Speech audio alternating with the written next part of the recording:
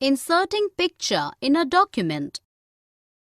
MS Word is generally used for writing text, but it can also help making the document illustrative as well as interesting. Pictures can be added from picture file and clip arts are also available in many word processors. Insert a clip art.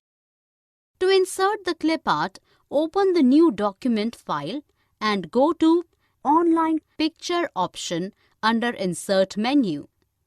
Then to search any specific clip art, type the related word and select insertion point.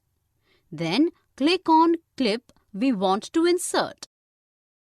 To insert a graphic from a file.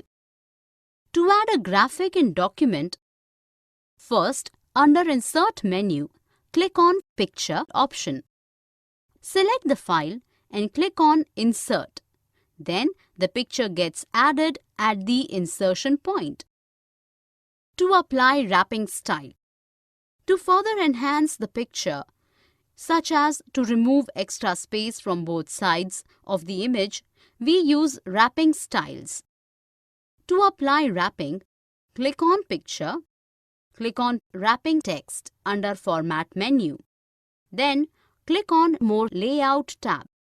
Select your preferable wrapping style and click OK.